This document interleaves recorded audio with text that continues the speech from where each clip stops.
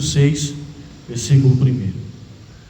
No ano em que morreu o rei Uzias, eu vi ao Senhor assentado sobre um alto e sublime trono, e o seu séquito enchia o templo.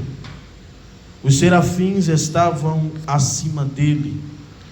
Cada um tinha 6 asas, com 2 cobria o rosto, com 2 cobria os pés, e com 2 voavam.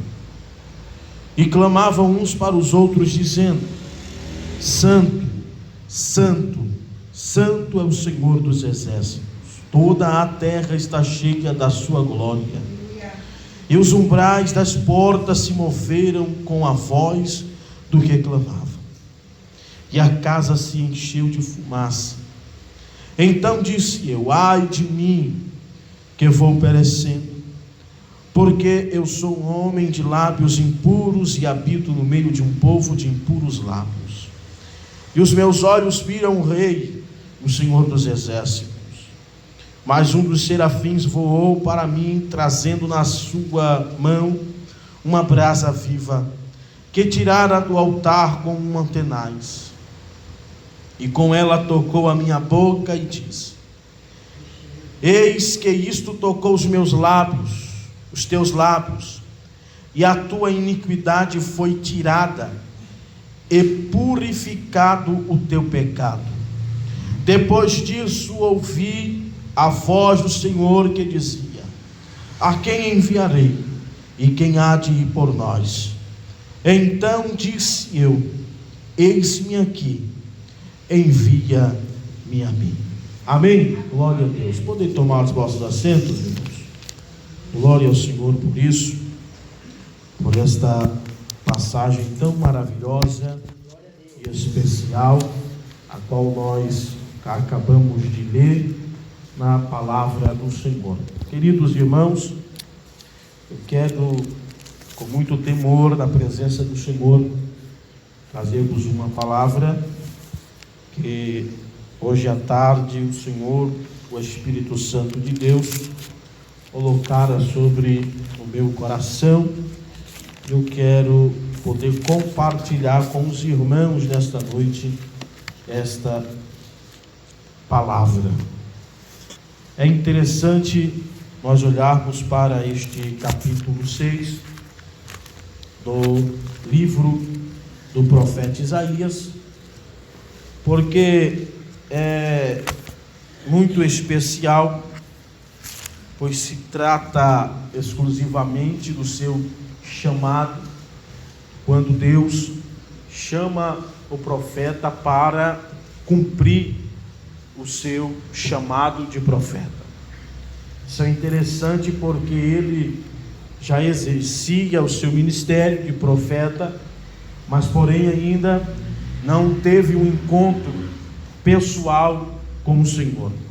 E é interessante porque o profeta vai mencionar e vai deixar registrado neste capítulo 6, no versículo de número 1, que este encontro com o Senhor foi exatamente no ano em que morreu o rei Uzias.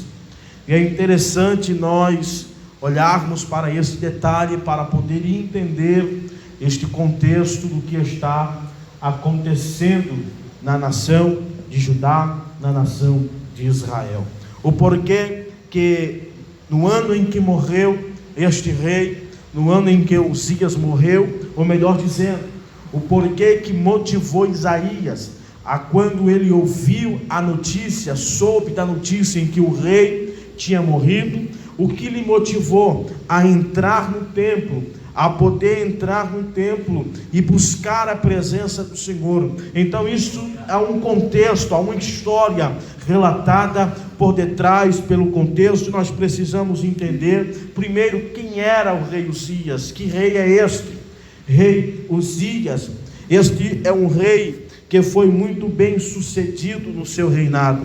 Nós sabemos algumas coisas relatadas a respeito deste rei chamado Uzias, e exatamente no livro de 2 Crônicas, capítulo de número 26, e eu quero que os irmãos Abra a sua Bíblia em 2 Crônicas, capítulo de número 26, versículo de número 6 em diante, para que nós possamos entender quem é ou quem foi o rei Uzias. E aqui está relatando algumas das suas obras. Este foi um rei importante, foi um rei que trouxe muito benefício para o povo de Judá. Foi um rei que trouxe na sua época muitas conquistas, um rei que na sua época criou algumas coisas que foi muito especial e de muito benefício para a humanidade da época. Nós observamos dentro dos relatos bíblicos que este rei era um homem apaixonado pela agricultura. Então, um rei apaixonado pela agricultura nesta época, ele investiu pesadamente na agricultura, criando maquinários que pudessem evoluir o trabalho na agricultura. Foi um rei excepcional. A Bíblia diz que este rei reinou durante 52 anos, ele reinou sobre Judá. Foi o segundo rei que maior reinou sobre Judá. E este rei, ele começa a reinar com 16 anos de idade. Quando ele reina com apenas 16 anos de idade, a Bíblia vai dizer que este rei fez tudo o que agradava o Senhor. Este rei foi um rei que procurou andar nos caminhos do Deus de Israel. Este rei foi um rei que procurou fazer as coisas que agradassem a Deus. E a Bíblia diz que este homem foi próspero. Este homem foi um homem muito abençoado por Deus. Deus deu a ele vitória. Deus abençoou o seu reinado. A Bíblia diz que ele sai para guerrear no verso de número 6. Saiu para guerrear contra os filisteus e quebrou o muro de Gate e o muro de Jabiné, e quebrou o muro de Astode, e edificou cidade em Astode entre os filisteus. E Deus o ajudou contra os filisteus e contra os arábios, e que habitava em Gurbaal, e contra os meunianitas e os amonitas. Deram presente a Uzias, e o seu renome foi espalhado até a entrada do Egito, porque se fortificou altamente. Deus começa a abençoar este homem de uma forma especial, que o seu nome começa a espalhar, o seu nome começa a chegar nas portas do reino do Egito. Deus abençoa este homem poderosamente. A Bíblia diz também que o rei Uzias, no verso de número 9 do capítulo 26 de 2 Crônicas, que o rei Uzias edificou torres em Jerusalém, porta da esquina, porta do vale, e aos ângulos, e as fortificou. Também edificou torres no deserto. Este foi um homem próspero e abençoado.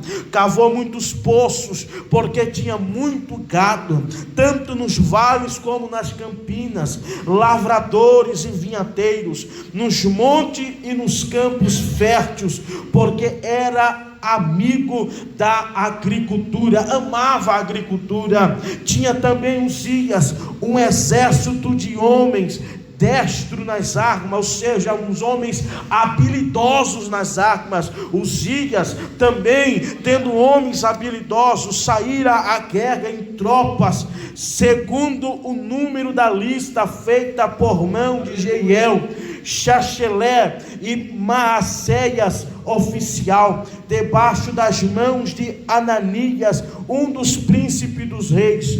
Agora vem o número do seu exército. É espantoso isso daqui. Versículo de número 12.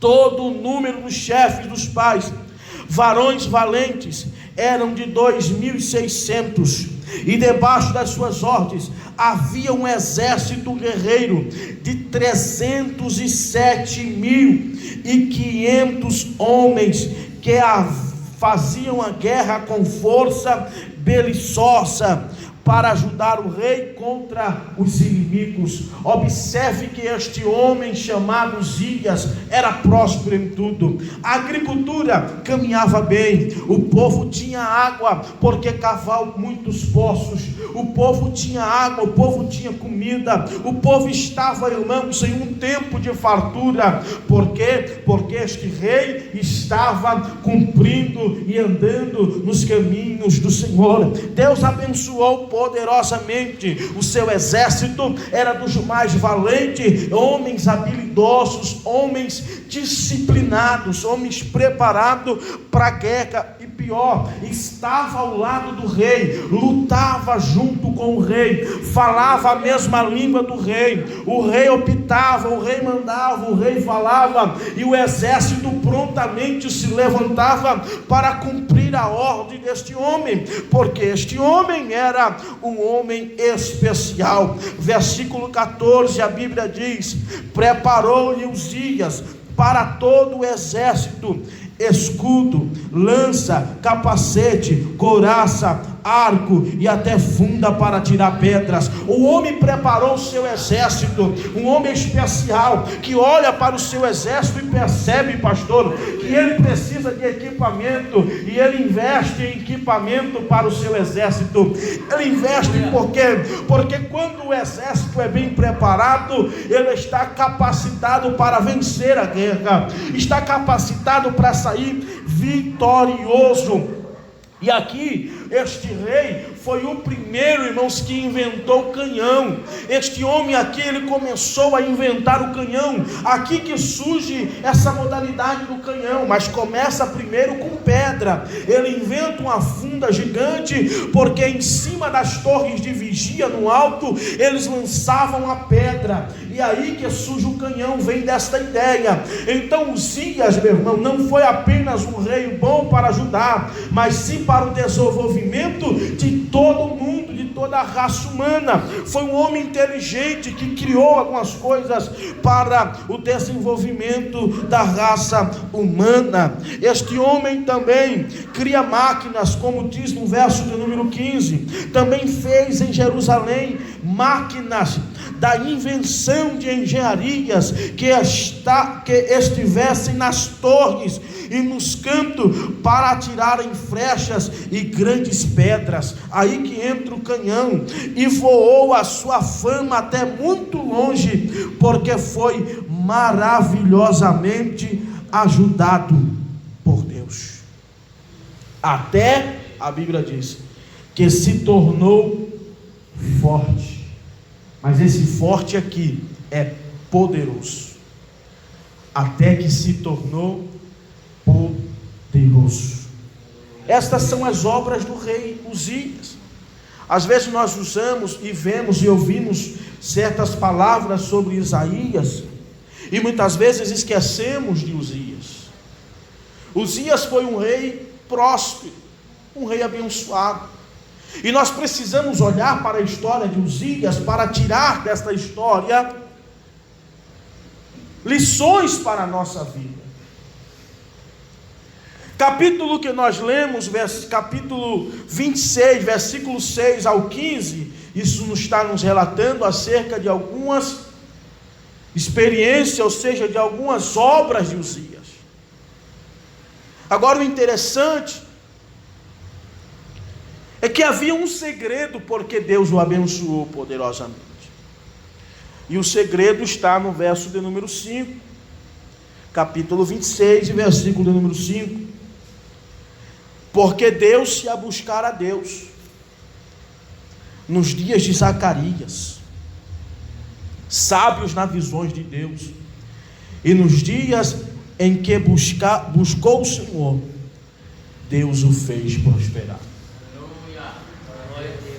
O segredo do crescimento e da prosperidade deste rei chamado Uzias foi porque procurou buscar a Deus, procurou servir a Deus, procurou exercer e cumprir tudo aquilo em que Deus queria que ele cumprisse.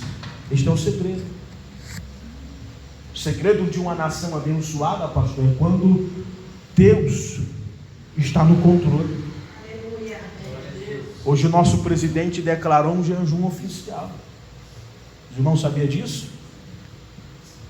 Nosso presidente Jair Messias Bolsonaro declarou um jejum oficial. Nunca houve um presidente que fez isso. Nunca houve na história da democracia, na história do Brasil. Então, quando, meu irmão, Deus é colocado na frente, quando buscamos o Senhor a caminhar com Ele, este é o segredo de uma nação prosperar. É o segredo que uma nação venha a prosperar e a ser abençoada.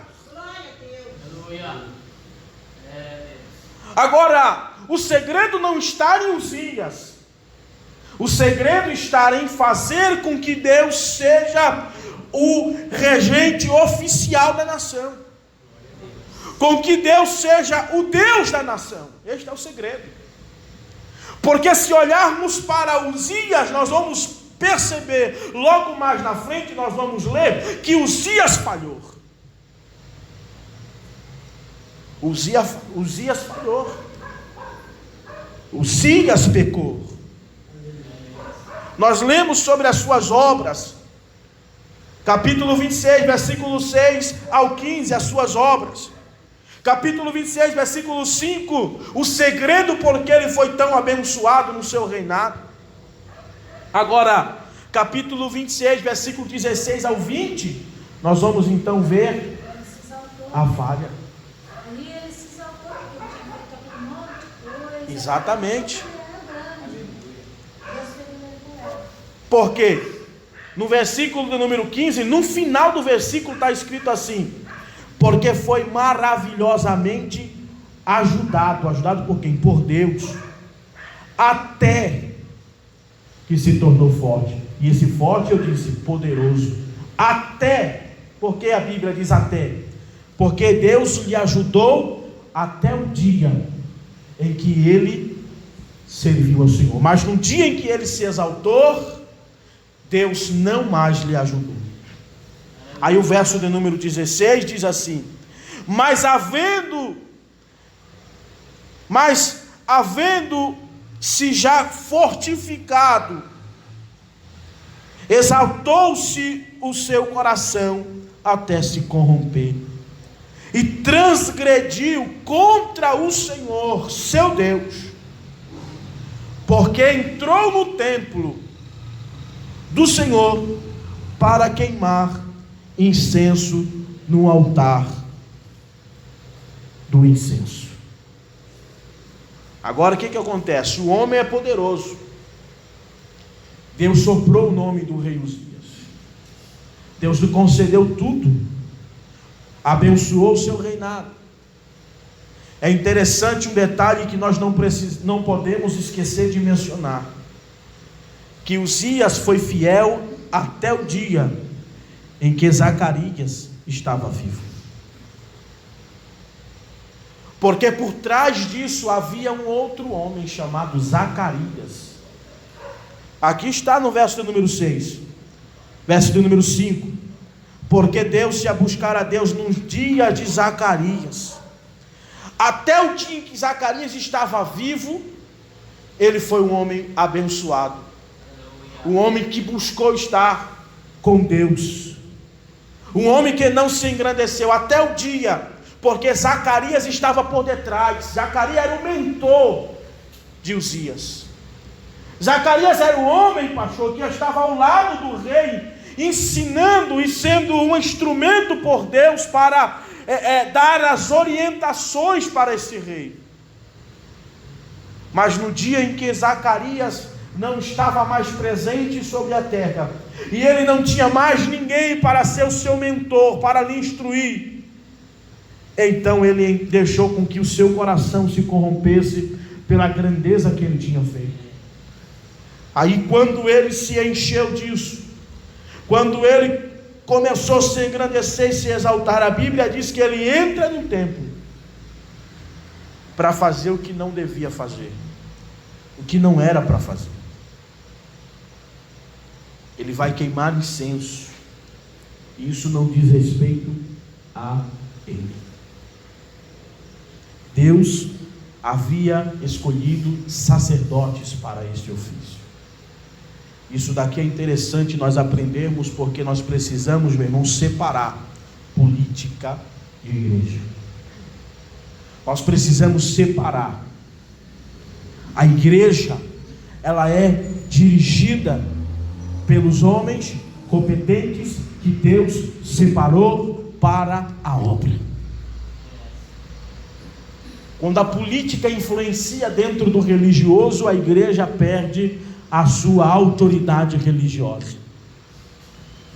A igreja perde a sua autoridade espiritual.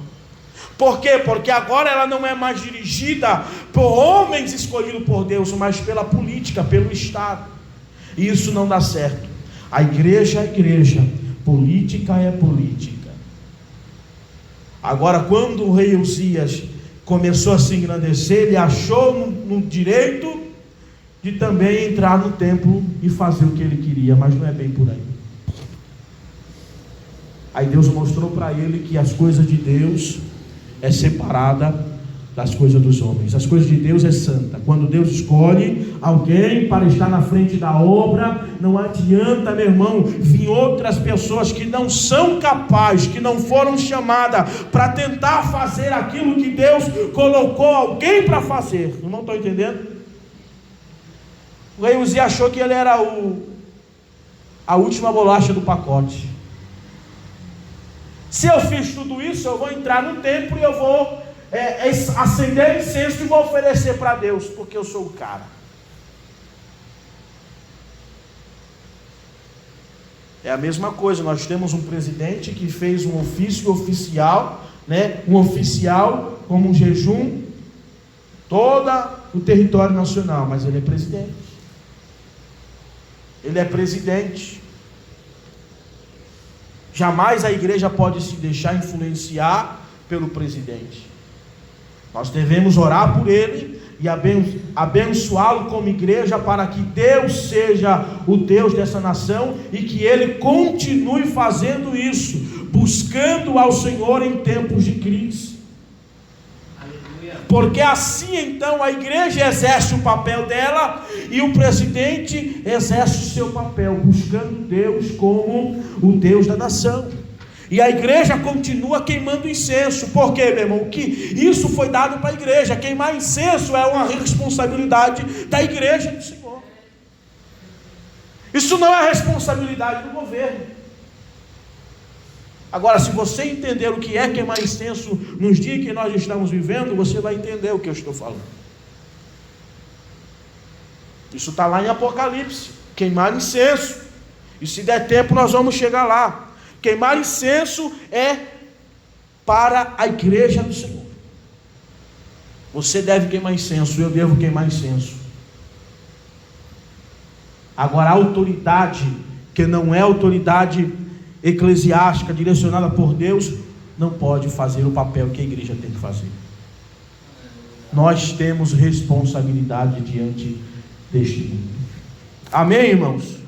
Então ele entra e ele faz isso, um trabalho, um papel que não é para ele fazer. E então o sacerdote entra com autoridades ali e repreende.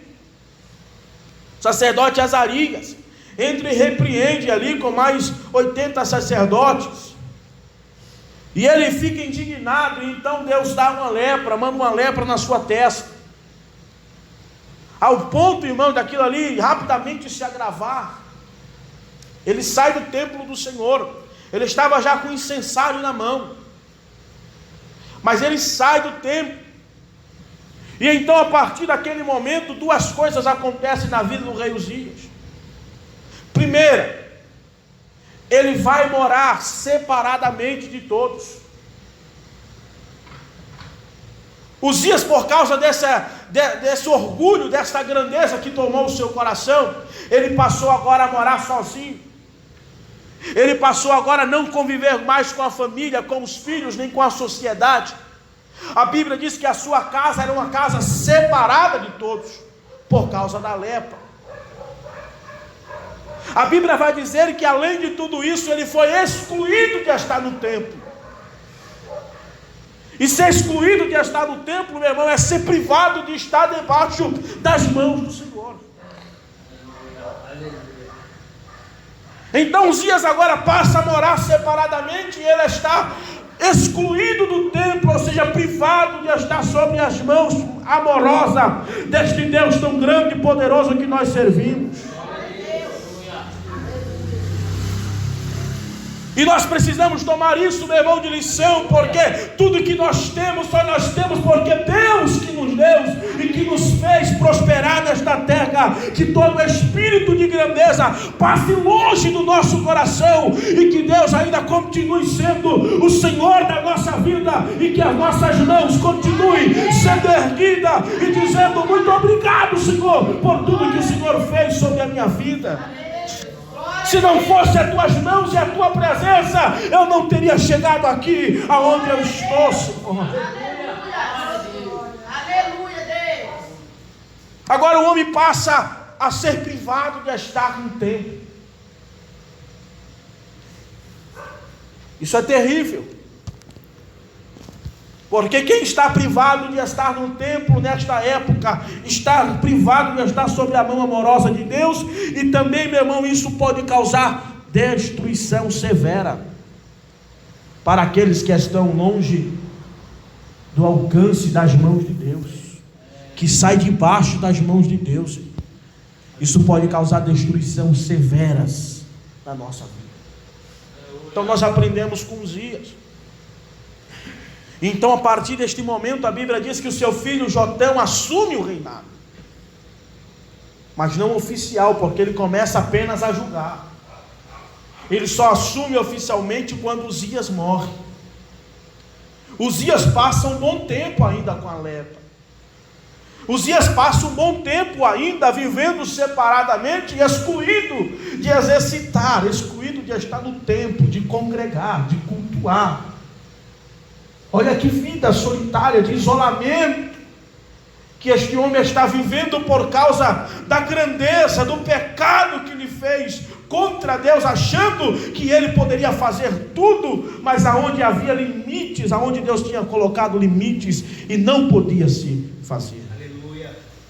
Vivendo isoladamente, longe da presença de Deus.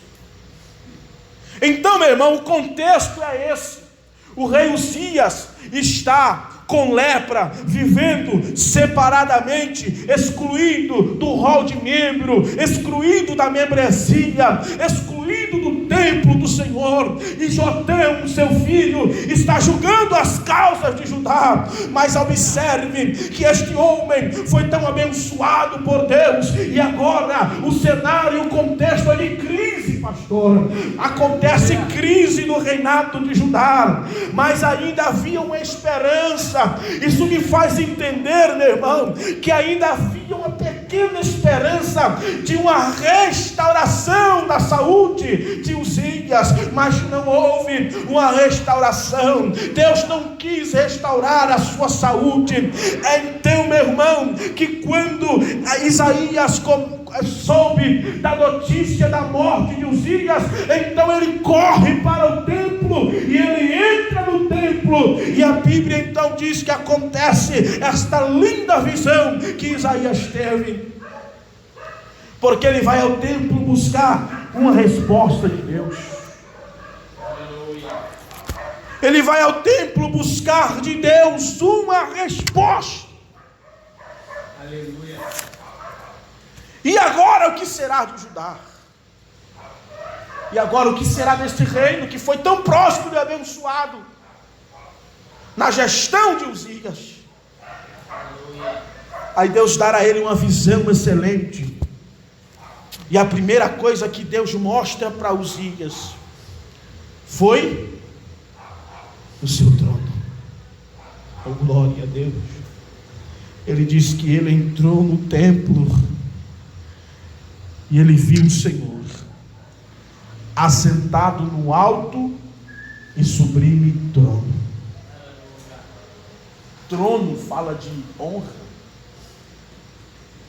Trono fala de poder, de glória. Trono é sinônimo, é símbolo de reino, de nação, de rei.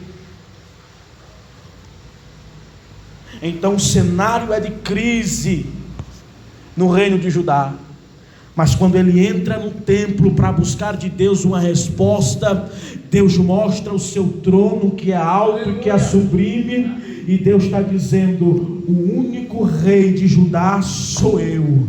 Eu sou o rei que sou fiel. O meu reino se expande, o meu reino é eterno e é fiel. Então a resposta de Deus para Isaías nessa visão, a primeira resposta de Deus é essa: o meu reino está de pé, o meu reino está de pé, eu ainda sou regente desta terra, o meu trono ainda está de pé. Ainda pode haver, meu irmão, instabilidade nos reinos terrestres, nos países terrestres, nas constituições dessa terra, mas o único que não entra em crise é os céus. Os céus não podem entrar em crise nenhuma, e é neste momento de crise que Deus aparece para Isaías, para dizer para ele: Isaías, está no controle, tudo está no meu controle, eu ainda estou no controle de tudo.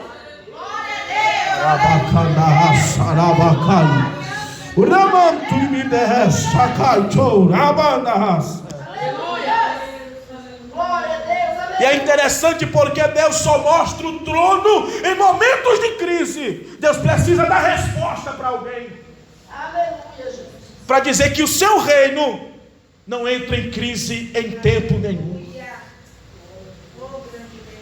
para dizer que Ele é o Deus poderoso. Oh, glória. Nós vemos que Ezequiel também teve uma visão do trono em momentos de crise. Ezequiel era contemporâneo de Jeremias.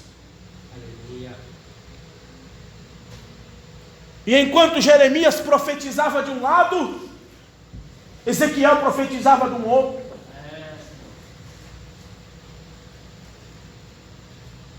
Mas a Bíblia vai nos contar que neste tempo de crise, Deus mostra o trono para Ezequiel. E Ezequiel vê um trono, e este trono é quadrado, como a arca do concerto. Aleluia. E ele diz que neste trono havia querubins, a mesma visão de Isaías. E ele diz que neste trono havia rodas que movimentavam o trono de um lado para o outro. Daniel também tem a mesma visão.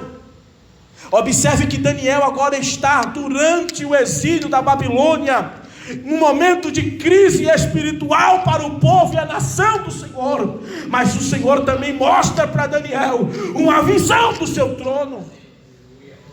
E a Bíblia diz que quando ele olha para o trono, ele vê que o trono de Deus ardia como fogo, e as rodas do trono também ardiam como fogo.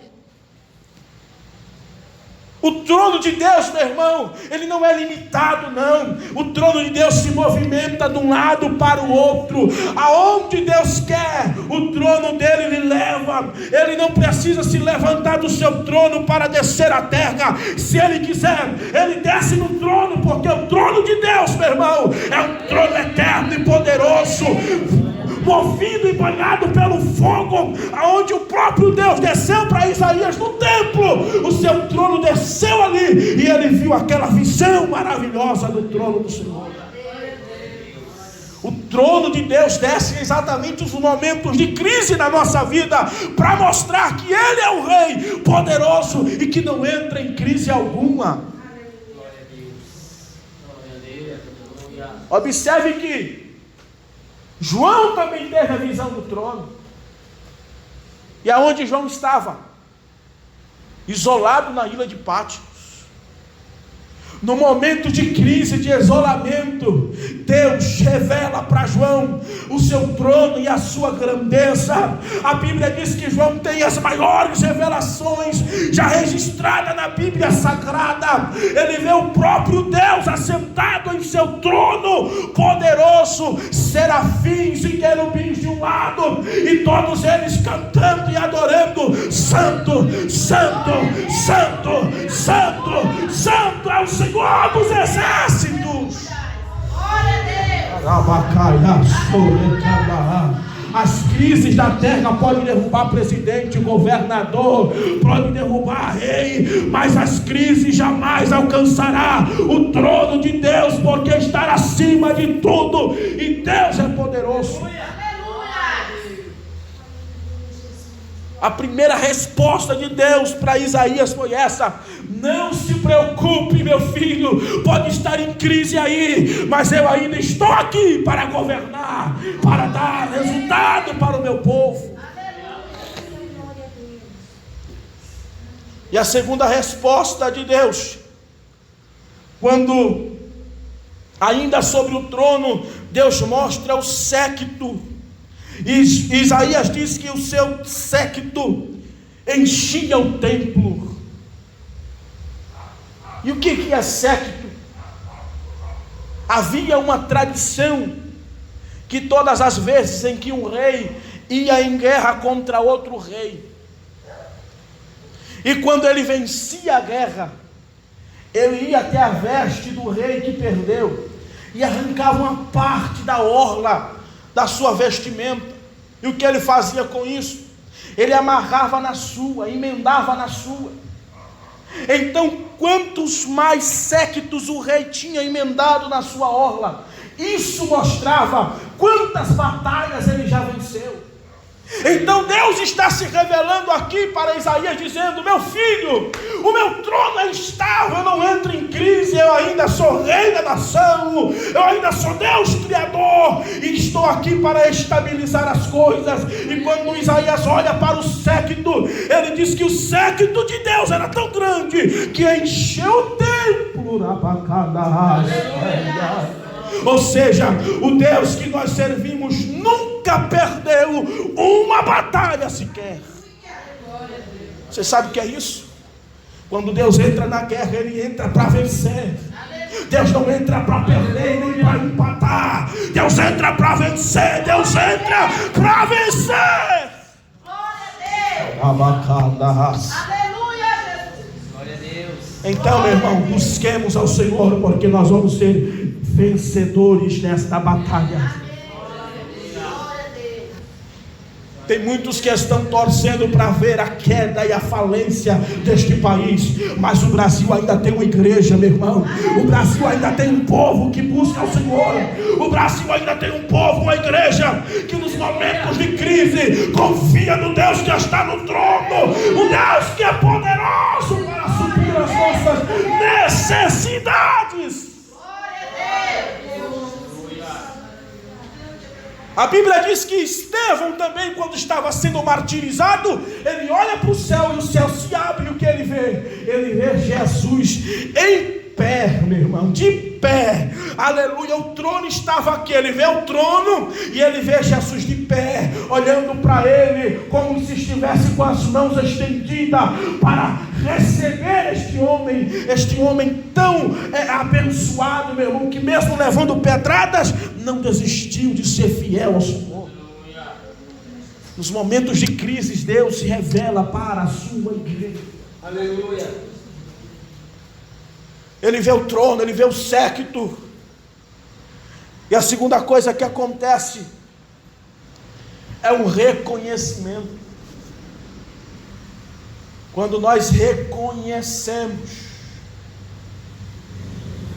as nossas falhas, porque quando Isaías viu o trono, o séquito, os serafins adorando, quando ele viu que o ambiente não era mais natural, mas era espiritual, quando ele viu que ele estava agora no melhor lugar que ele poderia estar, ele estava diante do Deus que é poderoso.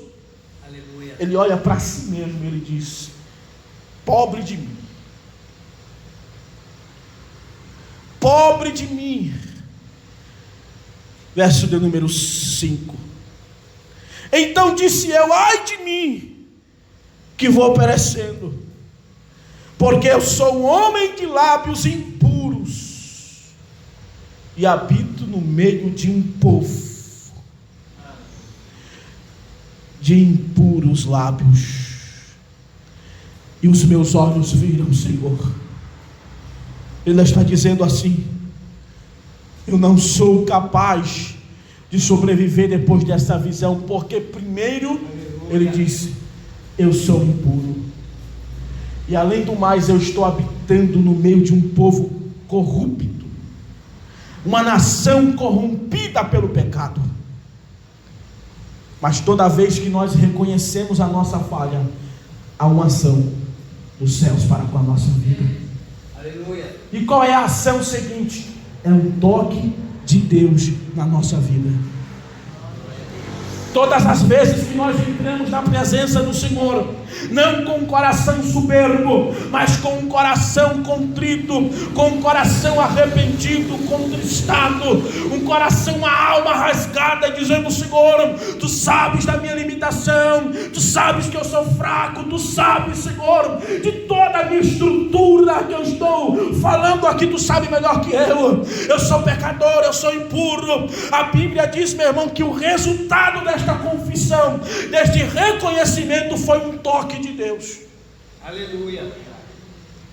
E sabe o que Deus está fazendo neste momento? Deus está usando a crise para fazer um povo buscar a sua presença, para fazer com que um povo se arrependa. Aleluia. Para fazer com que o povo leve a sério o que é ser igreja do Senhor. Tem muitos achando legal as igrejas estar fechando, mas tem um povo que ama estar na presença de Deus. Aleluia. Glória a Deus. E é este aí que Deus está levantando. São estes aí que reconhecem a sua fraqueza diante de todo este cenário, mas está dizendo: Senhor, eu não posso viver sem a Tua presença. E o Senhor está dizendo: então hoje eu vou tocar em você, eu vou tocar em você, eu vou tocar na tua alma, eu vou tocar no teu espírito, eu vou tocar na tua saúde. Hoje eu estou te renovando, porque nós precisamos ser renovados na presença do Senhor, meu irmão. Precisamos buscar renovo da parte de Deus. Precisamos receber um toque de santidade de Deus na nossa vida. Porque do jeito que estava não poderia ficar. Ou eu estou errado?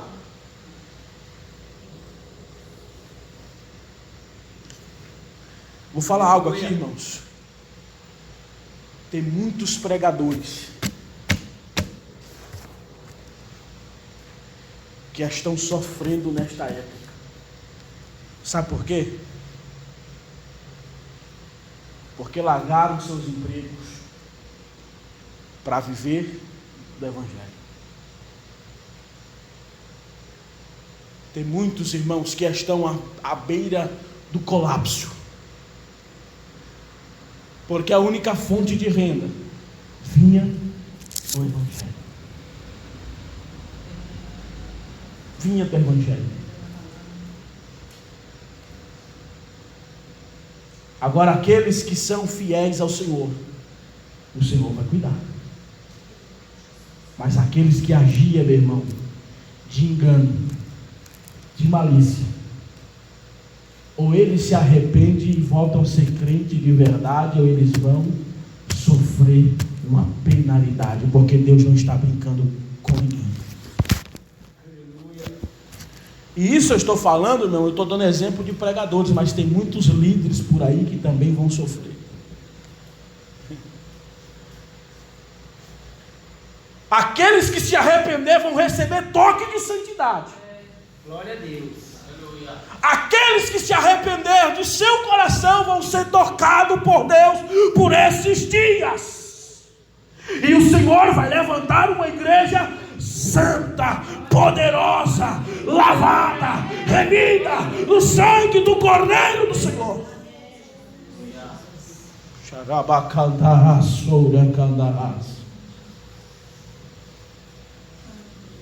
Receber um toque de santidade. É isso que a igreja estava precisando na atualidade. E é isso que Deus vai fazer. Deus vai começar a tocar em muitos lábios impuros. Aleluia. Aleluia. Aqueles lábios que louvam ao Senhor hoje, mas amanhã está falando mal, está amaldiçoando, praguejando.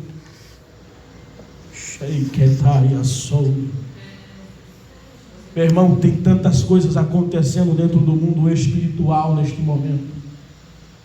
E como a irmã falou, não é no Brasil, é no mundo. É no mundo. Deus está preparando a sua igreja. Isso é o começo. A igreja que vai surgir neste período é uma igreja experimentada no trabalho. Aleluia. É uma igreja como Cristo. Isaías 53 diz que ele foi experimentado no trabalho. Sabe o que é trabalho aqui? Enfermidade, aflição, angústia. Essa é a igreja que está sendo preparada, é uma igreja que está passando por enfermidade, por angústia, por aflição, mas esta é uma igreja experimentada, que o Senhor está levantando por estes dias. É uma igreja que vai receber toque de santidade. Se as roupas estiverem impuras, sujas, manchadas, Deus vai fazer como fez em Zacarias 3, capítulo 1 e versículo 4, vai trocar as roupas, colocar as roupas brancas e puras. Se a língua estiver impura, com a tenaz tirada do altar de Deus, vai colocar na boca de muitos crentes, e eles vão ser puros, e vão ser perdoados os seus pecados, mas Ele vai levantar uma igreja santa. Glória a Deus. E em quarto, eu já estou acabando e finalizando. Uma igreja que é santa, que foi preparada por Deus, é uma igreja que aceita o seu chamado. Porque depois que ele recebe o toque de santidade de Deus na sua vida, ele ouve Deus falando: a quem enviarei? Glória a Deus.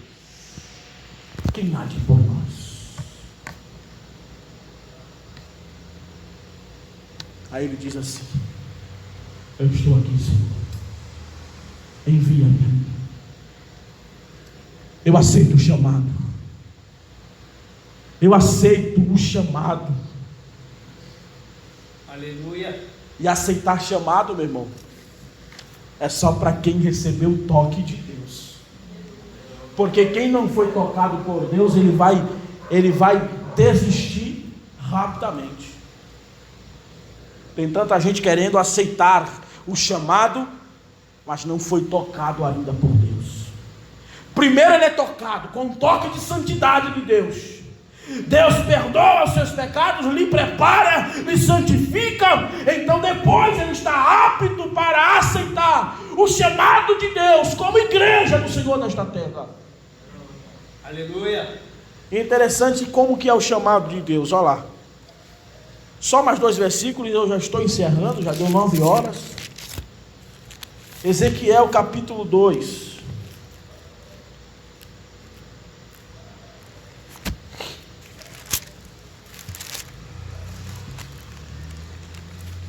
Capítulo 2, versículo 7. Deus falando para Ezequiel: mas tu lhe dirás as minhas palavras, quer ouçam, quer deixe de ouvir, pois são rebeldes. Mas tu, ó filho do homem, ouve o que eu te digo. Não sejas rebelde como a casa rebelde, Mas abre a tua boca, abre a boca e come o que eu te dou. Olha o que é o chamado. Deus está dizendo assim: olha, eu tenho uma responsabilidade contigo, eu vou te levantar como profeta nesta terra. Tu vai falar o que eu te mandar. Se eles vão ouvir ou não, isto para mim não importa, porque eles são os rebeldes de todo jeito, mas eu vou te levantar, eu vou levantar a minha igreja como voz profética desta nação brasileira. Eu vou levantar a minha igreja como um povo escolhido no meio deste povo rebelde, para que eles ouçam a minha voz e não seja como eles, mas come tudo o que eu colocar na tua boca. Porque a igreja não vive, irmão, de conversa fiada de governo. A igreja vive de palavra de Deus. O alimento da igreja é a palavra de Deus. É claro que fisicamente nós precisamos trabalhar e comer, mas para nós vivermos como igreja, nós precisamos se alimentar da palavra de Deus. Glória a Deus. Então vi, e eis que uma mão se estendia para mim, e eis que nela estava um rolo de livro, e estendeu diante de mim, e ele estava escrito por dentro e por fora, e nele se achavam escritas lamentações e suspiros e ais. Era o que ele precisava profetizar. Aleluia. Muitas vezes tem pessoas esperando que nós se levantamos para dizer profecias, profetizar casa, carro, mas Deus não está preocupado com isso. Deus está preocupado de levantar uma igreja que fala aquilo que Ele está mandando falar. Aí tem gente que está querendo vender as suas mensagens, vender cartaz, então ele profetiza aquilo que você quer ouvir. Mas quem é profeta de Deus, ele profetiza aquilo que Deus manda. Às vezes é ais, é suspiro, é lamentação, é choro, às vezes é coisa que nós não queremos passar, mas Deus manda falar e nós temos que cumprir. Aleluia. Não podemos ser rebeldes. Isso é o chamado de Deus para a igreja da atualidade. E ai de nós. Agora, o segundo versículo, Jeremias capítulo 1.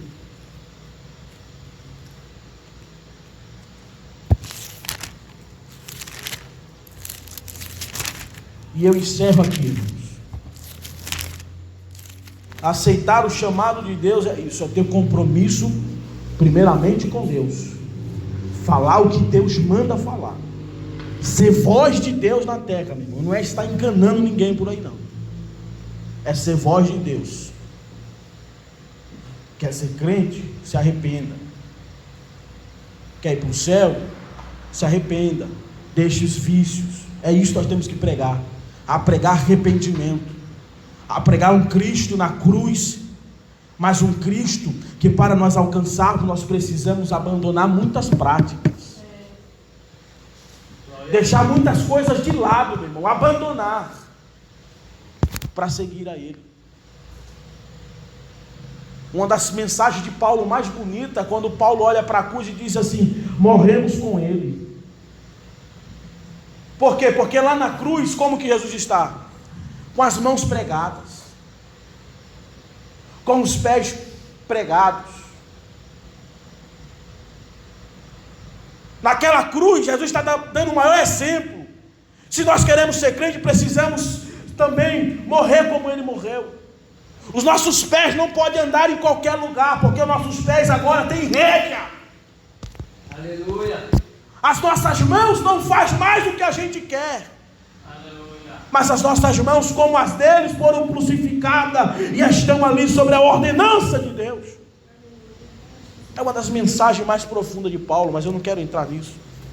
Capítulo 1 de Jeremias, versículo 17. Deus dizendo para Jeremias: tu, pois, cinge os teus lombos e levanta-te, e diz-lhe tudo quanto eu te mandar. Não desanimes diante deles, porque eu farei com que não temas na tua presença. Porque eis que eu te ponho hoje por cidade forte, e por coluna de ferro, e por muros de bronze, contra toda a terra e contra os reis de Judá, e contra os seus príncipes, e contra os sacerdotes, e contra o povo da terra, e pelejarão contra ti, mas não prevalecerão contra ti, porque eu sou contigo, diz o Senhor, para te livrar. Esta igreja que Deus está levantando nesta atualidade é uma igreja compromissada com a sua palavra, é uma igreja que foi colocada, meu irmão, como coluna de ferro, como muro de bronze e como cidade fortificada. Pode levantar o inferno, mas nós estamos cumprindo a ordenança de Deus. Ele é o nosso rei e nós estamos aqui para servi-lo a ele, queira ou não queira. A igreja do Senhor é uma igreja santa e sempre vai pregar contra o pecado. Quer receber a cura? Se arrependa. Glória a Deus. Quer receber a cura? Se arrependa dos seus maus pecados, dos seus maus caminhos. Então eu sararei a sua terra. Deus está pronto para sarar esta terra chamada pátria brasileira, nação brasileira, povo escolhido por Deus. Mas precisamos de arrependimento. Deus vai expulsar muitos príncipes. Quando diz príncipes, é aqueles que estão lá na câmara, que estão forjando por detrás. Prepare-se, igreja, porque a guerra já foi proclamada. A igreja tocada por Senhor é uma igreja santa e não vai se corromper. Amém, meus irmãos? Amém. Nós não vamos se corromper. Venha qualquer decreto, nós precisamos ser igreja santa do Senhor. Se reunir em oração e buscar o Senhor, para o Senhor fazer prosperar e não deixar faltar a farinha e nem o óleo na nossa casa. Deus pode, Ele vai fazer. Deus sustentou Elias 3 anos e meio no deserto. 3 anos e meio. O mundo inteiro passando fome, mas Elias comendo carne de boa qualidade. Amém, irmãos? Só sejamos fiel ao Senhor. Sejamos tocados pelo toque de santidade e despertamos para a obra do Senhor. Que Deus abençoe os irmãos. Para mim foi uma gratidão muito grande estar aqui com os irmãos. Eu confesso que estava com muita saudade disso, de pregar, de congregar, de estar junto com os irmãos. E por estar algum tempo já sem exercitar isso, falei: Senhor, me dá uma palavra.